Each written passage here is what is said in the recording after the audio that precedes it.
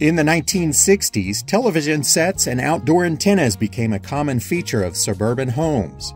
90% of all families had a television, yet cable TV did not exist.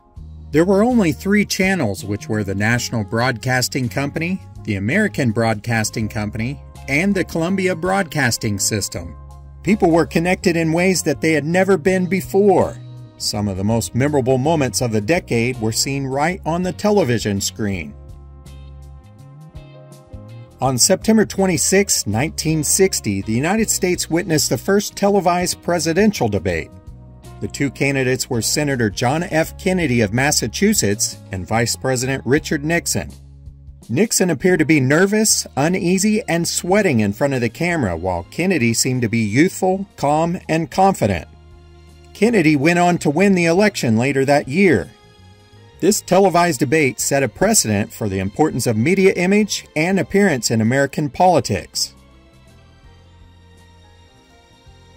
The Flintstones is an animated show that premiered on September 30th, 1960, and it became the first cartoon to air during prime time. This show featured a modern-day Stone Age family, and it paved the way for future shows like The Simpsons or Family Guy. The Flintstones also broke ground by being the first animated show to depict husband and wife sharing a bed. They also depicted infertility issues with the inclusion of an adopted child. On February 14, 1962, the First Lady of the United States, Jacqueline Kennedy, opened the doors to the American people for an innovative televised tour of the White House. This documentary that ran during prime time was designed to appeal to the female audience, and it was the first of its kind. It was shown on CBS and NBC, and then 4 days later it was shown on ABC. 80 million viewers tuned in to watch as Mrs. Kennedy gave everyone a look into the renovated and refurbished rooms of the president's place of residence. This show was syndicated and shown in 50 countries, including Russia and China. The Tonight Show had a new host that made his first appearance on October 1st, 1962. At the time, Johnny Carson was 36 years old, and over the next 30 years, he would walk through the curtain over 5,000 times. He became an instant success because of his quick wit and laid-back interviewing style. Johnny set the bar high for every late-night host who has ever followed in his footsteps. On August 28, 1963, Dr. Martin Luther King Jr. gave his I Have a Dream speech before as many as 250,000 people that were crowded into the National Mall in Washington, D.C. All 3 major TV networks aired his speech, and many historians agree that it helped rally support for the Civil Rights Act of 1964. November 22, 1963 is a date that has stuck with many Americans. Most everyone who was around at the time can remember exactly where they were when they learned that President John F. Kennedy had been shot and killed. He was assassinated while riding in a motorcade in Dallas, Texas. There were no radio or television stations broadcasting the event live, but the footage has become ingrained in many people's minds after the continuous news coverage and replays over the years. 2 days later, Lee Harvey Oswald, who was charged with the murder of the president, was fatally shot by a nightclub owner named Jack Ruby. Oswald's shooting was shown live on national television. On November 25, 1963, Kennedy's funeral was widely viewed on live television, and it helped the country mourn together. Approximately 1 million people had lined the streets of the funeral procession, and millions more watched from home. On December 7, 1963, Army and Navy squared off in their annual college football game. Originally, it was supposed to take place on November 30th, but the nation was still mourning over Kennedy's assassination. Jacqueline Kennedy wanted the game to happen, and she said the nation needed it in order to heal. Her husband was a World War II Navy veteran, and he had taken great interest in the Navy team led by the quarterback Roger Staubach. The CBS director Tony Verna came up with something new during the game: instant replay. In the fourth quarter, the Army quarterback faked a handoff and ran into the end zone to score a touchdown. Then fans watched it happen again, which was very confusing at the time, despite the play-by-play announcer telling the television audience, Ladies and gentlemen, Army did not score again. With that call of Lindsey Nelson, instant replay was born. Navy went on to beat Army 21-15. One of the biggest television moments for children and young adults in the 60s was when the Beatles first appeared on The Ed Sullivan Show on February 9, 1964. American audiences had never seen anything like this before. The British rock band grew in popularity and Beatlemania swept the nation.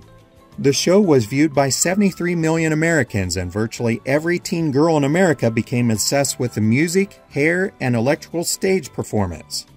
This performance on The Ed Sullivan Show marked the beginning of the British invasion.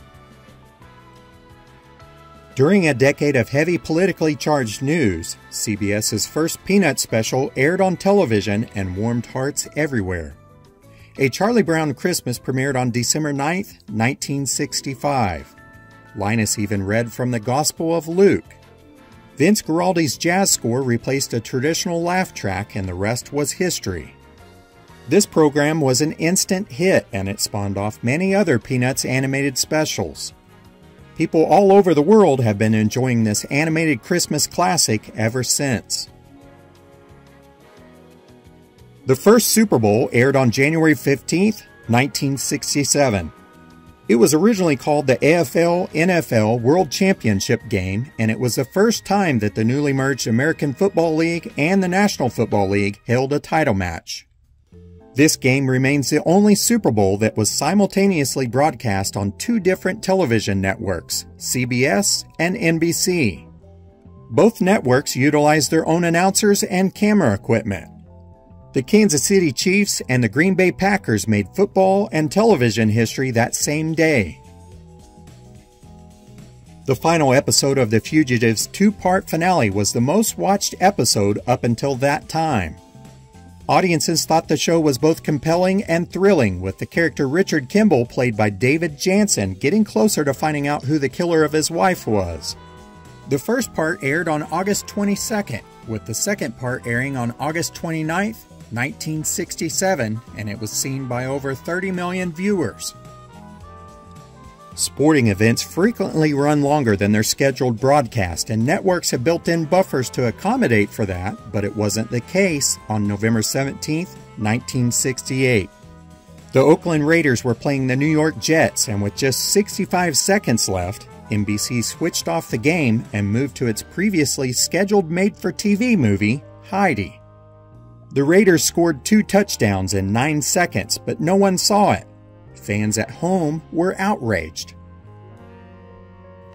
Season 3 of Star Trek made television history when the captain of the USS Enterprise, William Shatner, and Lieutenant Uhura, played by Nichelle Nichols, locked lips.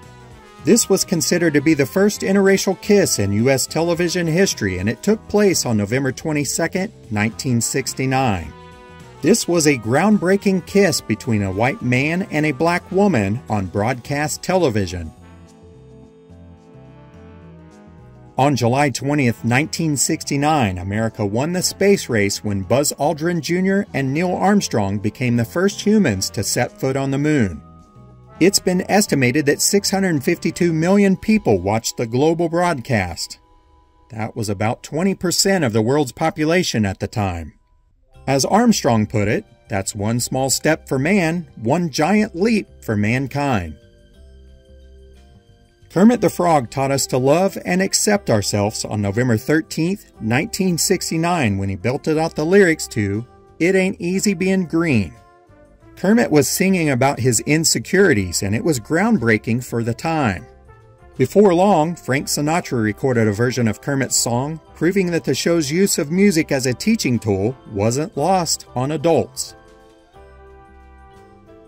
Television in the 1960s was very different than it is today.